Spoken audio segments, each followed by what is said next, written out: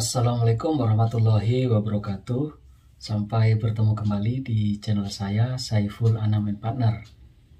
Hari ini saya akan memberikan tips dan trik bagaimana caranya kalian menawar harga atau tarif atau jasa pengacara yang akan kalian gunakan atau yang akan kalian tunjuk dalam menghadapi atau mengurus terhadap kasus atau perkara yang akan Anda hadapi baik di pengadilan maupun di luar pengadilan.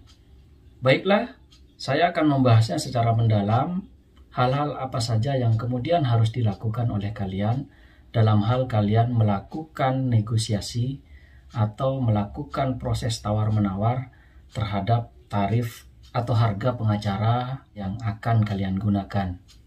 Baiklah, apa saja yang dapat kalian lakukan dalam hal melakukan penawaran terhadap advokat, pengacara, dan konsultan hukum? Marilah kita simak tips berikut ini.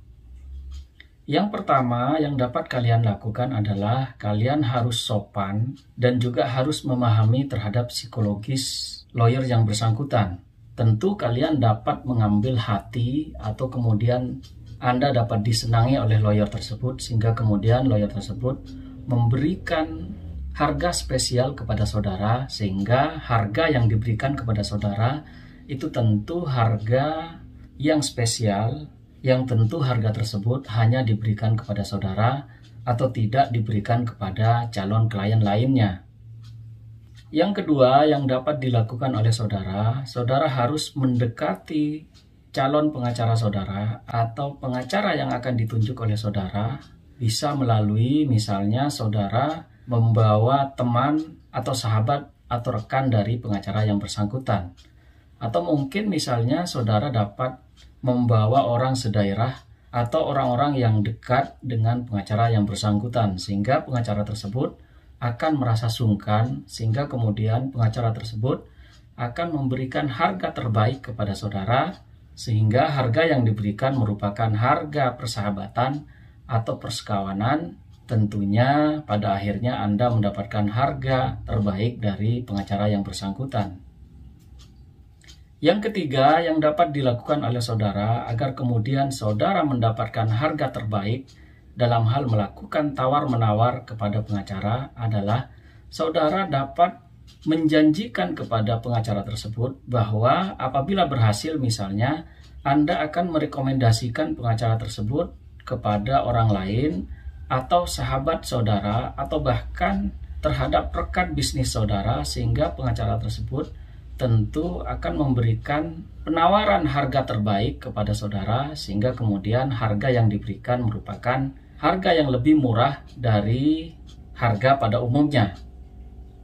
Yang keempat yang dapat Anda lakukan dalam hal proses tawar-menawar harga terhadap pengacara, Anda dapat melakukan bargaining atau dapat menjanjikan kepada pengacara tersebut, yakni akan dijadikan klien tetap apabila kemudian pengacara tersebut menyelesaikan dengan baik terhadap problem hukum yang sedang atau akan Anda alami.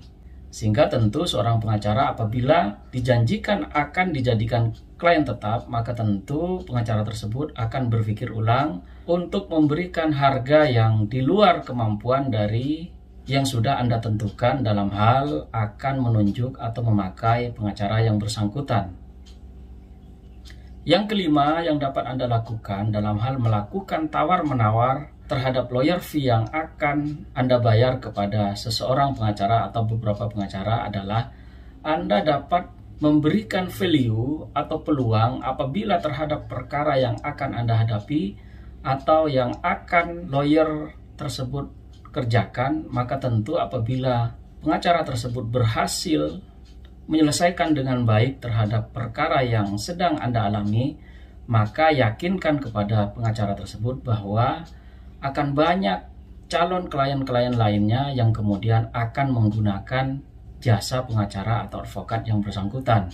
Sehingga kemudian saudara harus meyakinkan pengacara atau advokat atau konsultan hukum yang bersangkutan apabila menyelesaikan terhadap persoalan hukum yang sedang akan Anda hadapi, maka tentu ia akan kebanjiran order atau bahkan kemudian akan banyak orang yang menggunakan jasa advokat atau pengacara yang akan Anda tunjuk tersebut. sehingga kemudian pengacara yang bersangkutan akan tertarik terhadap problematika yang sedang atau akan Anda hadapi. Yang keenam, Anda dapat melakukan negosiasi dengan pengacara atau advokat yang bersangkutan, yakni apabila advokat atau pengacara yang saudara akan tunjuk tersebut berhasil melakukan pekerjaannya, maka tentu kalian dapat menjanjikan success fee yang sangat besar kepada pengacara yang bersangkutan, sehingga kemudian meskipun misalnya lawyer fee yang diterima oleh pengacara yang bersangkutan itu kecil, maka tentu pengacara tersebut akan mempertimbangkan terhadap janji success fee yang kalian akan berikan kepada pengacara yang bersangkutan. Yang ketujuh, yang dapat Anda lakukan dalam hal proses negosiasi harga dengan seorang pengacara atau beberapa pengacara, maka tentu saudara dapat membandingkan dengan harga yang sudah kalian lakukan survei atau yang sudah kalian tahu sebelumnya dari hasil kalian bertanya atau kemudian meminta penawaran dari pengacara-pengacara lainnya. Untuk itu, penting sekali bagi saudara sebelum menunjuk seorang atau bahkan kantor pengacara untuk mengetahui kemudian tarif pasaran yang berlaku terkait dengan penanganan perkara yang sedang atau akan Anda alami. Meskipun saya kira antar kantor satu dengan kantor yang lainnya itu berbeda-beda tergantung kepada nilai kualitas dari pengacara yang bersangkutan. Yang kedelapan, yang dapat Anda lakukan dalam hal melakukan negosiasi harga dengan kantor pengacara, maka yang dapat Anda lakukan adalah jangan tunjukkan bahwa saudara sangat bernafsu untuk menggunakan jasa pengacara yang bersangkutan. Tentu hal ini banyak yang kemudian tidak tahu bahwa apabila kemudian Anda dihadapkan kepada suatu persoalan tertentu atau perkara hukum tertentu, maka Anda seperti menunjukkan sangat terdesak sekali, sehingga kemudian tentu pengacara yang Anda datangi akan menawarkan dengan harga yang sangat fantastis, sehingga kemudian Anda justru tidak dapat untuk membayar pengacara tersebut. Untuk itu, Anda harus menunjukkan sikap yang elegan atau bahkan sifat yang tidak terlalu bernafsu untuk kemudian menggunakan jasa pengacara atau kantor pengacara tersebut. Yang kesembilan, Anda dapat melakukan kompromi melalui negosiasi yang Anda lakukan.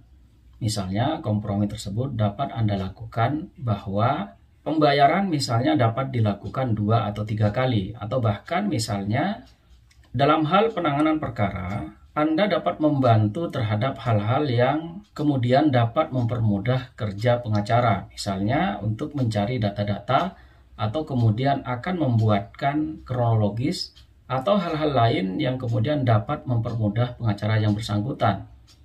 Kompromi tersebut tentu dapat Anda kompromikan dengan pengacara yang bersangkutan. Misalnya dalam hal penanganan perkara, saudara atau pengacara yang bersangkutan akan mendapatkan fasilitas berupa misalnya operational fee, atau bahkan pada saat penanganan perkara itu akan dibantu melalui staf saudara atau kemudian hal-hal lain yang kemudian dapat mempermudah kerja pengacara dalam menghadapi persoalan hukum yang sedang atau akan Anda alami. Yang ke-10 yang dapat Anda lakukan dalam hal melakukan negosiasi harga dengan seorang pengacara atau kantor pengacara, maka yang dapat Anda lakukan adalah Anda harus mengajukan penawaran yang sangat wajar.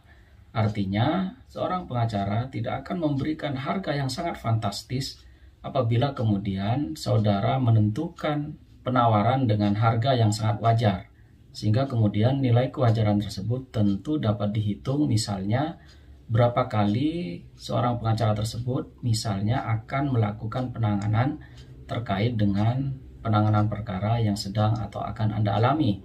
Misalnya harus sidang ke pengadilan, maka saudara dapat menanyakan kepada pengacara tersebut berapa kali kira-kira persidangan dapat diselesaikan. Misalnya persidangan dapat diselesaikan selama 14 kali sidang, maka tentu saudara dapat berhitung kira-kira berapakah kemudian yang dapat Anda bayar terhadap pengacara yang bersangkutan. Tentu kompromi ini banyak hal dan banyak skema yang dapat Anda lakukan dalam hal melakukan penawaran kepada pengacara atau kantor pengacara yang bersangkutan. Yang ke-11 atau yang terakhir, Anda dapat menentukan batas maksimal terhadap penawaran saudara. Ini menjadi hal yang sangat penting karena seringkali penawaran yang Anda lakukan itu tidak sebanding atau tidak sesuai dengan nilai keuangan yang sedang Anda punya atau yang sedang Anda persiapkan. Untuk itu, Anda harus menentukan kira-kira budget terhadap penawaran yang akan Anda lakukan dalam hal menyelesaikan persoalan hukum yang sedang atau akan Anda alami. Itu harus ada batas maksimal yang kemudian Anda dapat bayar atau Anda dapat lakukan kepada pengacara atau kantor pengacara yang bersangkutan. Untuk itu, batas maksimal ini merupakan hal yang sangat penting dalam hal melakukan penawaran terhadap kantor pengacara. Inilah 11 hal yang dapat saya sampaikan terkait dengan tata cara dalam hal melakukan penawaran terhadap kantor pengacara atau seorang pengacara atau beberapa pengacara, sehingga kemudian lawyer fee yang akan Anda bayarkan itu tidak terlalu mahal, akan tetapi dapat terjangkau sesuai dengan kemampuan atau keuangan yang Anda miliki. Saya ucapkan terima kasih, kurang lebihnya mohon maaf. Assalamualaikum warahmatullahi wabarakatuh.